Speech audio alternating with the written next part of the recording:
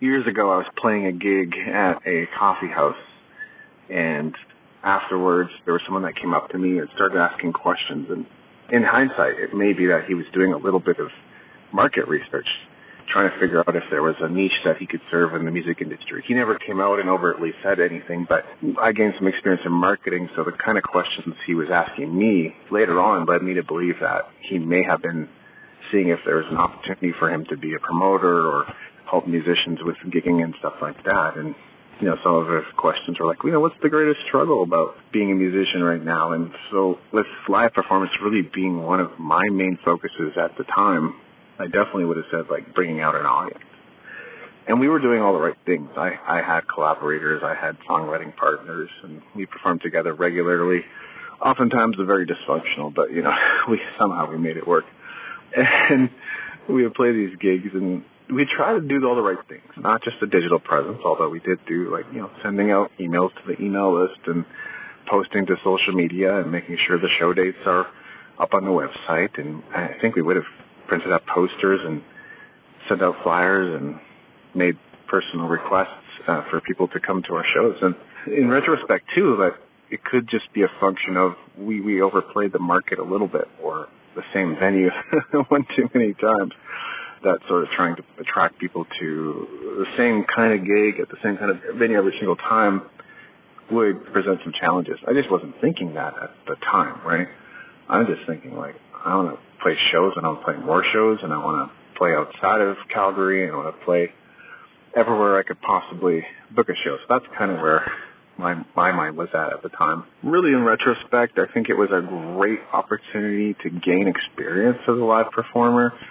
Really getting out there and playing in front of an audience, you'll grow in ways that you simply wouldn't be able to otherwise. And I think you grow faster, too, than just playing music in your basement. Not that there's anything wrong with that, and you can certainly make music from home and make a living doing things that way, too, but I was always kind of on the live performance side where I wanted to do something with that, including touring. It's funny how things change, though. I don't have as much desire to do grueling schedules across North America. We'll see if that's something that changes.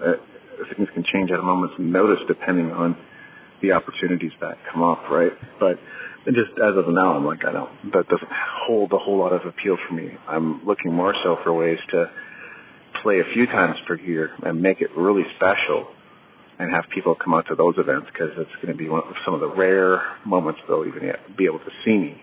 That's kind of more been my thought process as of late. But getting back to those questions, I think it's really surprising how sometimes people asking questions and you sharing your answers makes you feel more understood. Because of my collaborators and the people I worked with were very typically the same people, just in rotating cycles, it's so easy to fall into an echo chamber of someone had a bunch of frustrations or misgivings about people not coming out. Others would just be like, I don't care, we played, it was a good night, I don't want to do a debrief. So everybody was kind of coming from their own standpoint, which is fine. It's good to have multiple perspectives, but you can definitely very easily to fall into an echo chamber there.